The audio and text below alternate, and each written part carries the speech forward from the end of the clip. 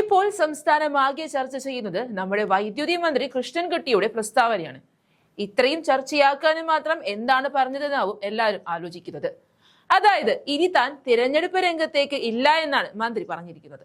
മാത്രവുമല്ല, യുവതലമുറയ്ക്ക് വഴിമാറി കൊടുക്കുകയാണെന്ന് മന്ത്രി പറഞ്ഞു. സത്യം പറഞ്ഞാൽ ഇതൊരു ഒളിച്ചോട്ടമാണെന്ന് തന്നെ പറയാം. കാരണം ഇനി താൻ തിരഞ്ഞെടുപ്പിൽ നിന്നാൽ വിജയിക്കാൻ സാധിക്കില്ല എന്ന് ഉറപ്പായതുകൊണ്ട് തന്നെയാണ് ഈ പിന്മാറ്റം.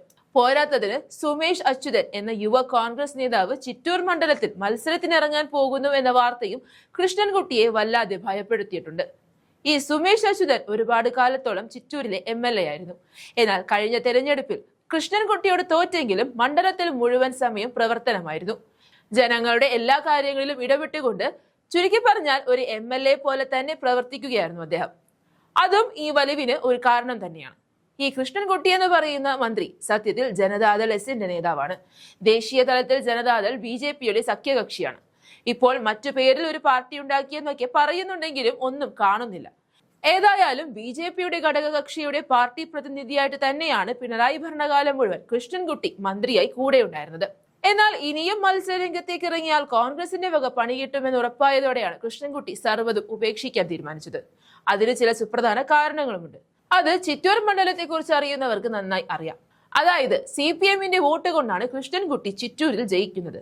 എന്നാൽ ചിറ്റൂരിലെ പല പ്രദേശങ്ങളിലും, പ്രത്യേകിച്ച് കൊഴിഞ്ഞാവും പാറ പോലെയുള്ള ഇടങ്ങളിൽ CPMൽ പൊട്ടിത്തെറിയാണ് ഇപ്പോൾ ഉണ്ടായിരിക്കുന്നത്.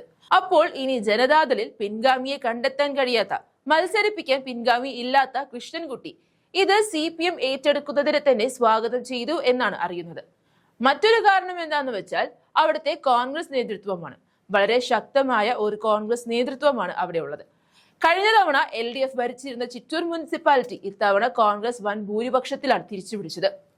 അതിൽ പ്രധാനിയാണ് നേരത്തെ പറഞ്ഞ സുമേഷ് അച്യുതൻ. ഓണത്തിന് 48 മണിക്കൂർ നിരാഹാരം കിടന്ന് പാവപ്പെട്ടവരുടെ വലിയ പ്രശ്നങ്ങൾക്ക് ഒപ്പം നിന്നത് കേരളക്കര മുഴുവൻ കണ്ടതാണ്.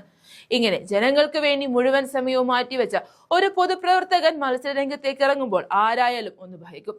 അതുകൊണ്ട് തന്നെയാണ് തെരഞ്ഞെടുപ്പ് രംഗത്ത് നിന്നും വിട പറയുന്നു എന്ന തന്ത്രവുമായി കൃഷ്ണൻകുട്ടി മുന്നിലേക്ക് വന്നത്.